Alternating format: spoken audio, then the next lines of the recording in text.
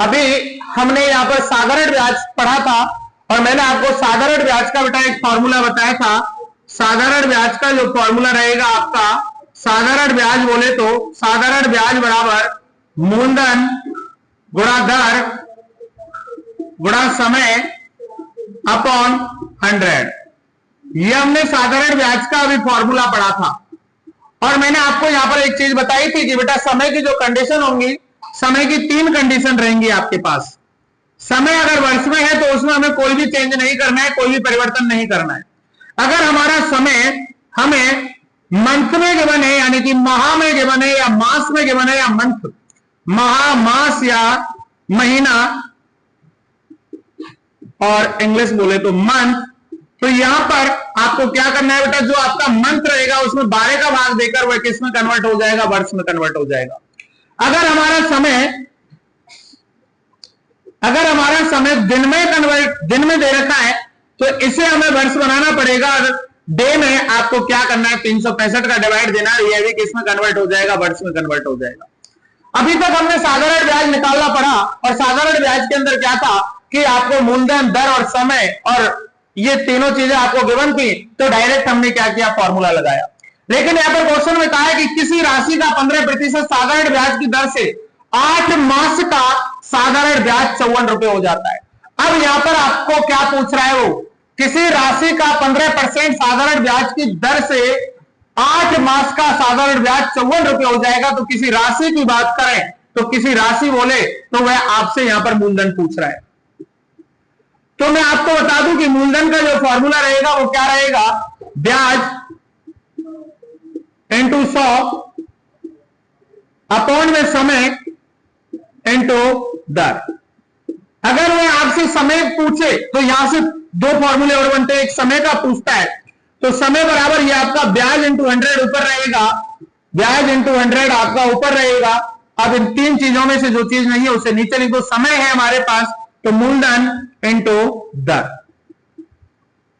अगर वह आपसे यहां पर दर निकलवाए तो दर बराबर आपका होगा ब्याज इंटू 100 अपॉन, अब मेरे पास मूलधन इंटू समय।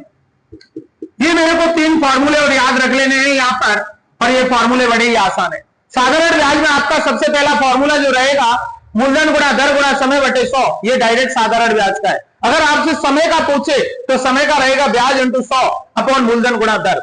अगर आपसे मूलधन का पूछे तो यहां पर मेरे से क्वेश्चन वाले ने मूलधन निकलवाया है और मुझे समय मंथ में दिया है, तो मैं सबसे पहले मंथ को किस में कन्वर्ट करूंगा, ईयर में। यानी कि मेरा जो समय है वह मेरा कितना है, 8 वर्ष, वो 8 मास। 8 मास को मैं ईयर बनाऊंगा तो 8 अपॉन 12, जो एक ही नंबर से ऊपर नीचे काटना है। 4 2 जा 8 और 4 3 जा 12, यानी कि मेरा जो समय आया 2/3 वर्ष। उसके बाद मुझे ब्याज में गिवन है कितनी, 54 रुपए, यानी कि इंटरेस्ट मेरे पास कितना है, 54 रुपए।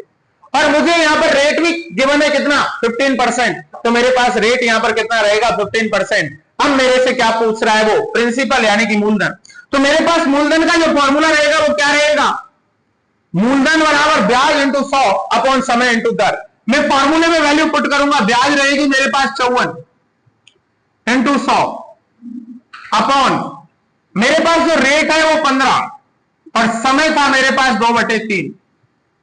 ये जो 3 है इसको आप ऊपर ले जाएं, यानी कि आप इसको अरेंज करें, 54 अपॉन 100 इंटू 3 अपॉन 15 इंटू 2। काटें, 3 से 15 कट गया 5 बार, 5 से 100 कट गया 20 बार, और 2 से 20 कट गया 10 बार, और आपका 54 इंटू 10 बच गया। तो यहां से आपके पास जो निकल के आएगा 540, ये आपका क्या कहलाएगा, प्रिंसिपल। तो याद रखना, अगर वह क्वेश्चन में आपसे क्या पूछे, प्रिंसिपल पूछे, रेट पूछे और टाइम पूछे, तो तीनों के फॉर्मूले आपके पास ही रहे। क्लियर।